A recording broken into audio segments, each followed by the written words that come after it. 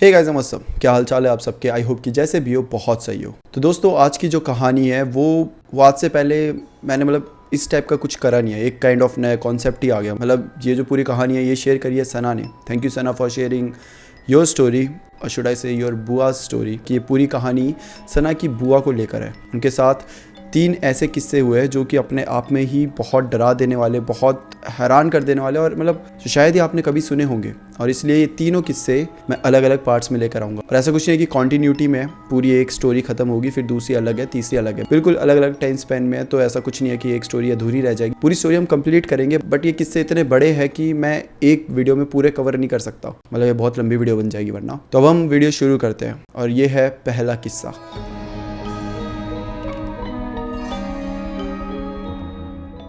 सना अभी 20 साल की है और ये जो पूरी कहानियाँ हैं ये शुरू होती है 2001 से और चलती है 2005 तक। ये तीनों किस्से इसी दौरान बीतते हैं।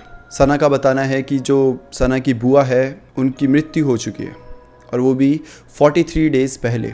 बट सना का बताना है कि वो और उसकी फैमिली खुश है, बुआ की जो मौत हुई है उसको लेकर। उसका बताना है कि हम कोई बुरे लोग नहीं हैं और हम अपनी बुआ से बहुत प्यार करते थे। बट हम इसलिए खुश हैं क्योंकि जिस सफ़रिंग से, जिस टाइप की सिचुएशन से वो गुजर रही थी, जो उन्हें दर्द होती थी, जो उन्हें प्रॉब्लम्स होती थी, फाइनली उनको उन सारी चीज़ों से छुटकारा मिल गया। अपनी 18 साल की सफ़रिंग उनकी ख़त्म हुई और अब वो पीस में है। अब सना यहाँ पे बताती है अपनी पूरी फैमिली बैकग्राउंड के बारे में। सना की जो फैमिली है वो बहुत बहुत रिच है और वो जनरेशन टू जनरेशन जो वेल्थ है ये चलती आ रही है। ये 7वीं जनरेशन है जो सना की चल रही है और ये शुरू से पहली जनरेशन से ही बहुत रिच थे। इनका एक्सपोर्टिंग का बिजनेस था और वो ऐसी जनरेशन टू जनरेशन पास होता रहा और अभी वो सना के फादर हैंडल कर रहे हैं। अच्छा, यहाँ पे सना के जो ग्रैंडफादर थे उनका एक किस्सा आता है कि वो 3 साल के लिए कहीं गायब हो गए थे। किसी को कोई पता नहीं, कोई खबर नहीं कि आखिर वो गए तो गए कहाँ।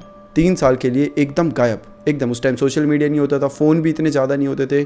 ऑल्दो दे वर रिच तो उनके पास थे बट लिमिटेड ही यूज़ कर पाते थे। आप ऐसा नहीं है कि 24 घंटे कॉल करते रहो। तो किसी को कोई आइडिया नहीं, पुलिस भी ढूंढ नहीं पाई, कुछ नहीं हो पाया। और 3 साल बाद वो अचानक से घर वापस आ जाते हैं। बट जब आते हैं तो अकेले नहीं आते। उनको कहीं से एक पावर मिल चुकी थी, एक kind of super natural power.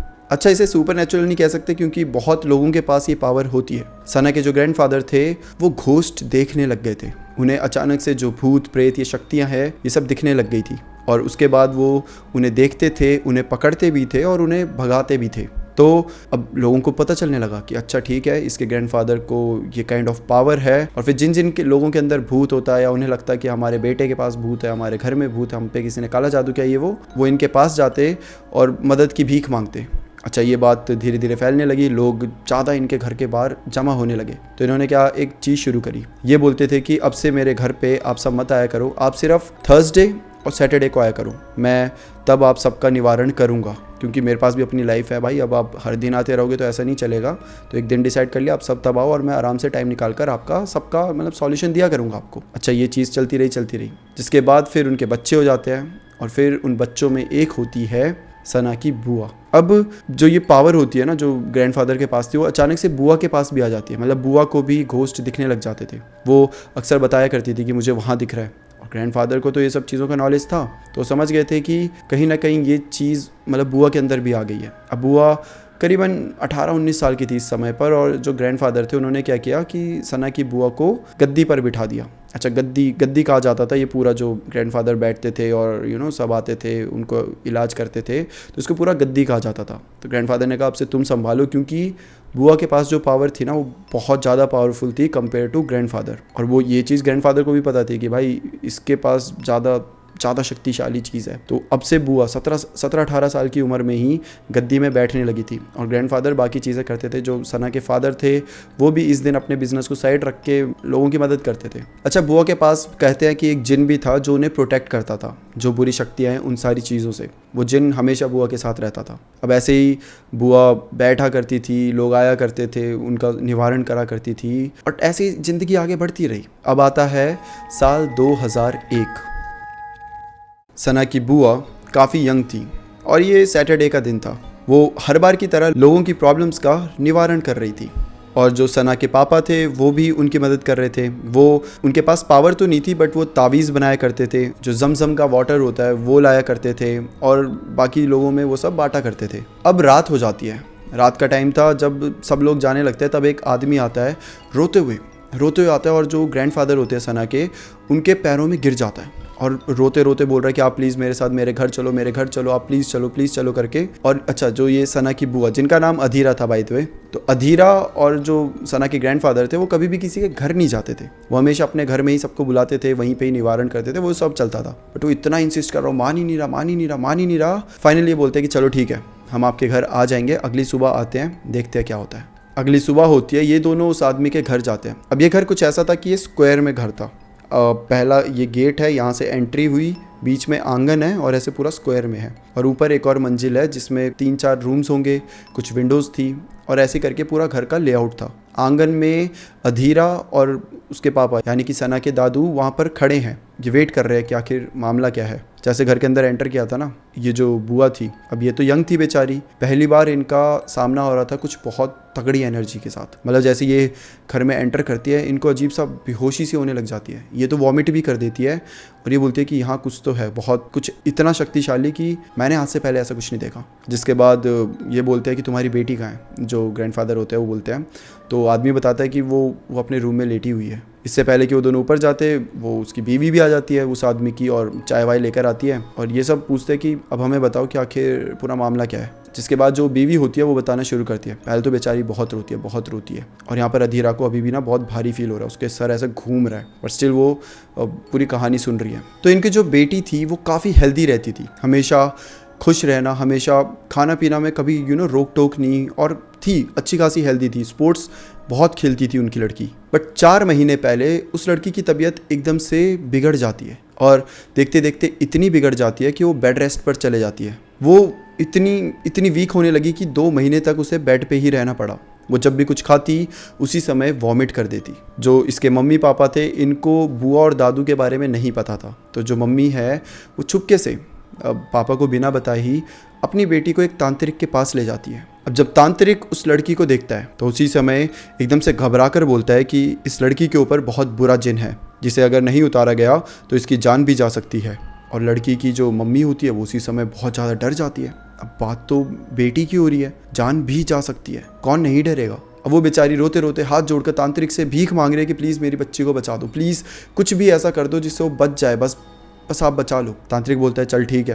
वो पहले तो बहुत सारे पैसों की डिमांड करता है और बाद में बोलता है कि इसको थर्सडे को मेरे पास लेकर आना, और फिर उनको एक ताबीज़ देता है और कुछ पीने के लिए पानी था वो देता है, और साथ में ना कुछ राख या चूरन जैसा होता है वो देता है, और बोलता है जब भी इसे मेरे पास लेकर आओगी सुबह इसको चिकन खिलाना, और उसमें ये जो मैं तुम्हें राख दे रहा हूँ वो थोड़ी सी मिला दिया करना, ध्यान रहे कि ये सिर्फ लड़की खाएगी, तुम में से कोई नहीं खाएगा। माँ बोलती है ठीक है आप जैसा भी बोलते हैं। वो अपनी बेटी को लेकर वापस घर आ जाती है। घर में लाने के बाद अगला थर्सडे आता है, कैसे तो करके वो पैसों का भी अरेंजमेंट कर लेती है और उसको चिकन खिला देती है। वही जो तांत्रिक ने कहा था, वो राख चिकन में मिलाकर खिला देती है, ताबीज़ पहना देती है, और वो पानी रोज पिलाया करती थी उसको। उसके बाद वो वापस थर्सडे को तांत्रिक के पास जाती है, और ऐसे करते करते 2 हफ्ते तक ये सेम चलता है। मतलब इस थर्सडे को भी गई, अगले थर्सडे को भी गई, तांत्रिक ने फिर सेम चीज़ें दे दी और बोला जा तेरी बेटी ठीक हो जाएगी। अब एक बार की बात है, तांत्रिक के पास वो है, तांत्रिक ने देखा उसको, बोला चल इसकी कंडीशन ठीक हो रही है, जल्दी ही ये ठीक भी हो जाएगी। अब वो अपनी बेटी को लेकर बाहर की तरफ जा रही है, तो जो जहाँ वो तांत्रिक को मिली थी ना वो एक घर था, और उसके जस्ट बगल वाले रूम में आते हुए उसने देखा, उसकी माँ ने देखा कि उस रूम में एक बूढ़ी औरत अपने बेटे को लेकर बैठी हुई थी, और जो बेटा था ना वो पूरा सूख चुका था, एकदम हड्डी। मतलब ये बिल्कुल वैसी हालत थी जैसी इस बेटी की भी थी जो जिसको रोज़ दिखा रही थी। और माँ ये देखती है कि ये तो सेम वैसी ही हालत है जैसे मेरी बेटी की है। अब माँ को कुछ समझ तो आता नहीं है, उसे लगता है कि ठीक है मेरी तरह ये भी अपने बेटे को दिखाने लेकर आई है, और फिर वो चले जाती है, घर जाती है और सेम चीज़ करती है, ताबीज़ पहनाना, पानी पिलाना, और जिस दिन दिखाने लेकर जाओगे उस दिन चिकन खिलाना। जहाँ पर एक चीज़ थी कि उसकी बेटी ना जब भी कुछ खाती वो वॉमिट कर देती, बट थर्सडे के दिन जब वो चिकन खाती तो वो वॉमिट नहीं करती, वो पूरा चिकन खा जाती, और धीरे धीरे उसकी तबीयत एक्चुअली ठीक होने लगी। माँ को भी लगा कि वाह बढ़िया है, मतलब कम से कम असर कर रहा है, अब जो भी वो जिन था या जो भी कुछ था वो उतर रहा है, चीज़ें काम कर रही है। बट 4 हफ्ते बाद एकदम से उस बेटी की तबीयत वर्स्ट हो जाती है, इतनी ख़राब हो जाती है कि वो हिल ही नहीं पा रही थी,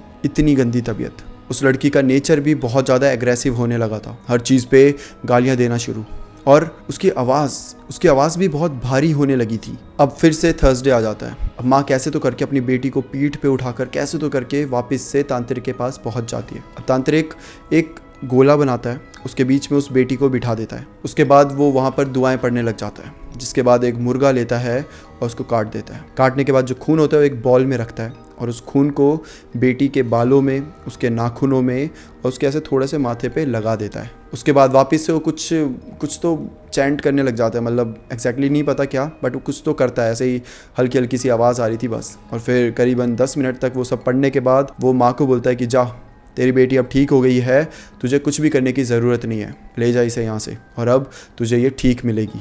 माँ भी खुश हो जाती है कि ठीक है, आपने बोल दिया तो ठीक ही हो जाएगी। अपनी बेटी को लेकर वापस आ जाती है। अच्छा, जब वापस आ रही थी एक बार फिर उसकी नज़र उस रूम में पड़ती है, बगल वाले रूम में, और वहाँ अभी भी वो औरत अपने बेटे के साथ बैठी हुई थी।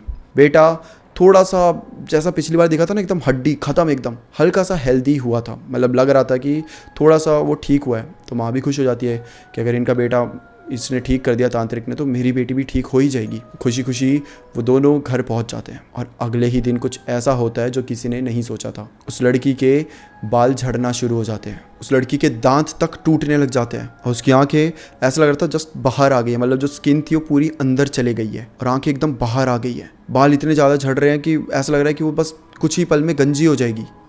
और उसकी हालत इतनी बुरी कि वो अपने पैरों में खड़ी तक नहीं हो पा रही।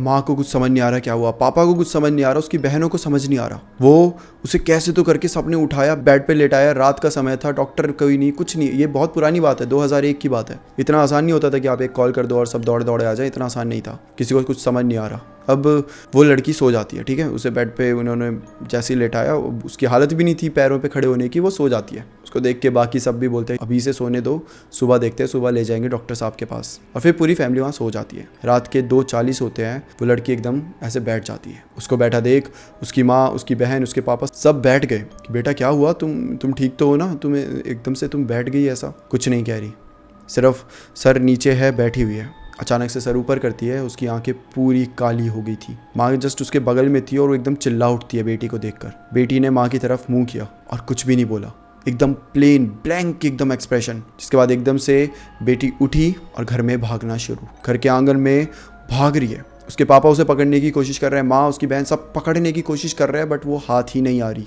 वो लड़की जो कुछ समय पहले अपने पैरों पे खड़ी तक नहीं हो पा रही थी, वो अचानक से भागना शुरू करती है और इतनी तेज भाग रही थी कि बता ही नहीं सकते। उसके बाल अभी भी झड़ रहे थे, उसके एक्सप्रेशन इतने ब्लैंक थे कि सबको डर लग रहा था देखकर कि ये कर क्या रही है। वो ना बोल रही है ना चिल्ला रही है, बस भागे जा रही है। समय हो जाता है 3:15 और 3:15 के बाद फाइनली वो वापस अपने रूम में आकर गिर जाती है। मतलब जस्ट लाइक दैट, वो आती है रूम में, गिर गई और घर वाले पूरी तरीके से डरे हुए थे। ये पूरी कहानी जो माँ बाप थे वो बुआ और दादू उन दोनों को बता रहे थे कि हमारी बेटी के साथ क्या क्या हुआ।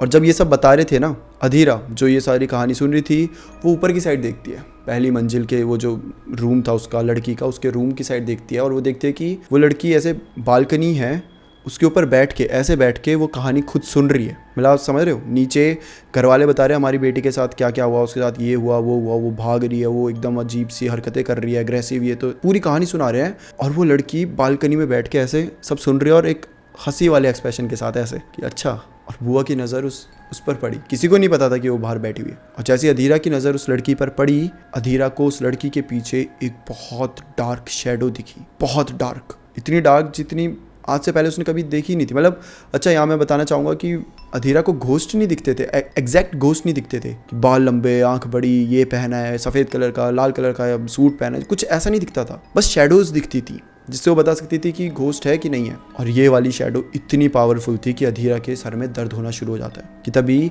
अधीरा के कान में अचानक से ऐसा लगता है किसी ने कुछ बोला। उसको सुनाई देता है कि एक दुआ होती है, वो पढ़ो, उसे जल्दी से पढ़ना शुरू करो। और धीरे ऐसे ही करती है, वो उस लड़की को देखे जा रही है और वो दुआ पढ़े जा रही है, पढ़े जा रही है, पढ़े जा रही है। जिसके बाद वो लड़की वापस अपने रूम में चले जाती है और बुआ का तो सर इतना भारी हो गया था कि वो बता ही नहीं सकती थी। मतलब बुआ ऐसा लग रहा था कि अभी बेहोश हो जाएगी। अब बुआ और जो उसके पापा होते हैं वो दोनों बोलते हैं कि हम कल आएंगे, अभी हम यहाँ नहीं रह सकते, क्योंकि इस समय पर मगरिब हो चुका था। मतलब अब मुझे एग्जैक्टली नहीं पता, मुझे आप प्लीज़ बताना, जो भी यहाँ पर मुस्लिम लोग देख रहे हैं आप कंफर्म करना। जितना मुझे पता है मगरिब एक ऐसा समय होता है जब दो टाइम आपस में मिल रहे होते हैं और कहा जाता है कि नेगेटिव एनर्जीज इस समय बहुत पावरफुल होती है। तो ये मगरिब का टाइम था, तो बुआ और जो दादू थे वो बोलते हैं कि हम बाद में आएंगे, हम कल आएंगे और फिर देखते हैं। जाने से पहले वो इनको कुछ वाइट कलर का पाउडर टाइप दे के जाते हैं और बोलते हैं कि जिस रूम में वो अभी है उस रूम के बाहर ये लगा देना ताकि वो बाहर ना आ पाए, और कुछ भी हो जाए वो हटाना मत, क्योंकि वो हटाया तो वो वापस बाहर आ जाएगी।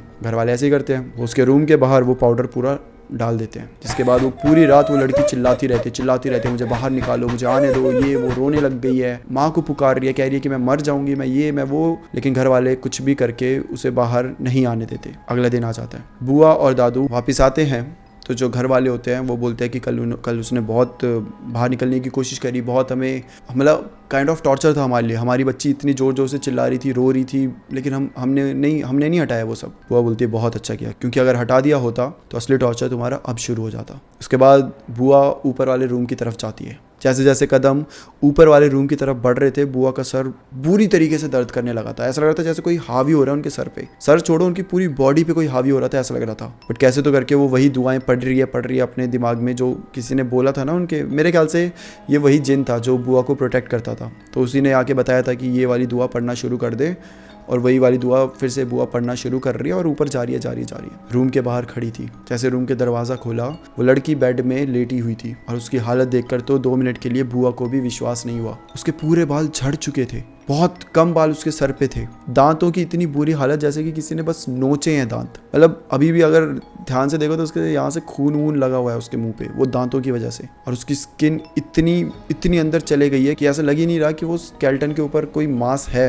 ऐसा लग रहा है बिल्कुल स्केलेटन पड़ा हुआ है। और वो ऐसे मतलब एकदम मरी हुई हालत में ऐसे सर ऐसे घुमाती है और बुआ को देख के हंसने लग जाती है। अब बुआ और दादू अंदर जाते हैं, वो लड़की जोर जोर से उन्हें देख के गालियाँ देने लग जाती है और कुछ तो बहुत अजीब तरीके से बोल रही थी जो उन्हें समझ नहीं आ रहा था, शायद वो समझना चाह भी नहीं रहे थे। बुआ जाती है और झमझम का पानी उसके ऊपर फेंक देती है, जिसके बाद वहाँ पर कुछ दुआएं पढ़ने लग जाती है। वो लड़की जोर जोर से चिल्लाना स्टार्ट कर देती है, इतनी जोर जोर से कि मानो कान के पर्दे फट जाए, मतलब बहुत ही ज़्यादा जोर से। उसके खुद के गले के कॉर्ड्स ऐसा लग रहा था कि फटने वाले हैं। इसके बाद वो बुआ कैसे तो करके उस लड़की को ताबीज़ पहना देती है। दादू ने पकड़ के रखा था उसको, लड़की को, और बुआ ने ताबीज़ पहना दिया। उसके बाद वो एक मुर्गा लेकर आते हैं, मुर्गे के सामने बुआ वापस कुछ तो चैंट करने लग जाती है एंड देन फाइनली मुर्गे को काट देती है। और जो उस लड़की के पापा होते हैं उसको मुर्गा देती है और बोलती है कि ये इस मुर्गे को कहीं बहुत दूर जाकर गाड़ के आ जाओ। पापा ऐसे ही करते हैं, वो सीधा निकलते हैं और कहीं बहुत दूर जाकर गाड़ के आ जाते हैं। जैसे ही वो उस मुर्गे को गाड़ते हैं, इस साइड जो लड़की होती है वो वॉमिट करना शुरू कर देती है। और वॉमिट मतलब वॉमिट नहीं, उसके मुंह से खून निकल रहा था और खून के साथ साथ मुर्गे की कच्ची बोटियां निकल रही थी। और आप भरोसा नहीं करोगे लेकिन ये जो पूरा प्रोसेस था, जो वॉमिट कर रही थी वो पूरे 2 घंटे तक करती है। 2 घंटे तक नॉन स्टॉप कॉन्टिन्यूसली वॉमिट करने के बाद वो लड़की वहीं बेहोश हो जाती है। और फिर बुआ अपनी आंखों के सामने उस जो काला सा साया था उसे उड़ता हुआ, मतलब वो ऐसे हवा में गायब हो गया। एंड देन बुआ बोलती है कि अब तुम्हारी बच्ची सेफ है। इसके आगे बुआ इन्हें जो बताती है ना, ये सुनकर तो मतलब इनका पूरा दिमाग घूम जाता है। बुआ बताती है कि जिस तांत्रिक के पास तुम गए थे वो एक्चुअली तुम्हें सही नहीं बल्कि ख़राब कर रहा था, वो सिचुएशन को और वर्स्ट कर रहा था। दरअसल तुम्हारी बेटी के ऊपर शुरू से कोई जिन था ही नहीं, कुछ भी नहीं था, बस एक मेडिकल कंडीशन थी। लेकिन तुम तांत्रिक के पास गई और तांत्रिक ने इस चीज़ का फ़ायदा उठाया, तुमसे पैसे भी लिए और फिर उसके बाद इस लड़की के ऊपर एक साया छोड़ दिया। और वो किस लिए छोड़ा था पता है? मैंने बताया था ना कि जब ये तांत्रिक से मिलने जाते थे, बगल वाले रूम में एक लड़का होता था जो बहुत बुरी हालत होती थी उसकी, तो जो उसके अंदर साए थे जो उसको पूरी तरीके से ख़त्म कर रहे थे, उनको बॉडी चाहिए थी और ये इसे छोड़ के नहीं जा रहे थे। तो जो तांत्रिक होता है, या तो उस लेवल का तांत्रिक नहीं था, या तो मतलब क्या था, या तो उसी ने वो साए रखे थे, नहीं पता, कुछ नहीं पता। लेकिन वो क्या करता है, उस लड़के के अंदर जो एंटिटीज़ होती है उन्हें बोलता है कि मैं तुम्हें नई बॉडीज़ में ट्रांसफ़र कर दूंगा, तब तो तुम इस लड़के को छोड़ दोगे ना। और फिर ऐसा ही होता है, वो उन सारी एंटिटीज़ को इस लड़की के अंदर डाल देता है। वो जो उन्हें खाने को देता था, जो चिकन देता था, उसमें पाउडर मिलाया होता था, उसी की वजह से वो एंटिटीज़ उस लड़की के अंदर एंटर कर पाई। वो चिकन खाती, तांत्रिक के पास थर्सडे को मिलने आती और यही सारे प्रोसेस में वो कहीं ना कहीं इस लड़की के अंदर एंटिटीज़ डाल देता, जिसके चलते वो लड़का तो ठीक हो गया लेकिन इस लड़की की पूरी पावर ड्रेन हो गई। इतनी हद तक ड्रेन हुई कि इसकी मौत भी हो सकती थी, इनफैक्ट हो ही जानी थी अगर सही टाइम पर कदम नहीं उठाया होता, पूरी फैमिली ने बुआ और इन सबको नहीं बुलाया होता तो उसकी मौत पक्का थी। तो ये था पहला एक ऐसा किस्सा जो बुआ ने फेस करा था। अभी तक बहुत किस्से करे थे लेकिन ये बहुत पावरफुल एंटिटी थी और आगे चलकर ये कहीं ना कहीं शायद एक बड़ा रोल प्ले करने वाली है स्टोरी पे। आई डोंट नो, मैं अभी मतलब अच्छे से बता नहीं सकता, बट हाँ ये पहला किस्सा था। अब 2 किस्से और बचे थे बुआ की लाइफ में होने के लिए और ये टोटल 3 किस्सों ने बुआ की लाइफ पूरी तरीके से डिस्टर्ब करके रख दी। जैसा कि आपको शुरू में बताया ही था कि घर वालों ने क्या बोला, 18 साल की सफरिंग। तो अगले किस्सों में क्या होने वाला है वो मैं अगले पार्ट में ही बताऊंगा। इस पार्ट के लिए सिर्फ इतना ही। और ये काइंड ऑफ एक पब्लिक अवेयरनेस भी मैं यहाँ फैलाना चाहता हूँ। मतलब मैं बोलना चाहता हूँ कि अगर आप में से कोई भी ऐसी सिचुएशन से जा रहा है जहाँ काला जादू, भूत प्रेत ये सब आपको लग रहा है कि आपकी फैमिली में किसी को है या कुछ भी, तो भाई उसे मंदिर लेकर जाओ या फिर किसी ऐसे इंसान के पास लेकर जाओ जो ट्रस्टेबल हो, मतलब जिस पर आप ट्रस्ट कर सकते हो, ट्रस्टवर्दी हो। क्योंकि दुनिया में फ्रॉड बहुत है, बहुत ऐसे लोग हैं जो आपको लूटने के लिए बैठे हैं, जिन्हें बस शिकार चाहिए। प्लीज़ उनसे बच के रहना। That's it for today. फिर मिलते हैं किसी और टॉपिक के साथ। एक्चुअली फिर मिलते हैं सेकंड पार्ट के साथ, इसी की सेकंड स्टोरी के साथ। तब तक के लिए bye bye and take care.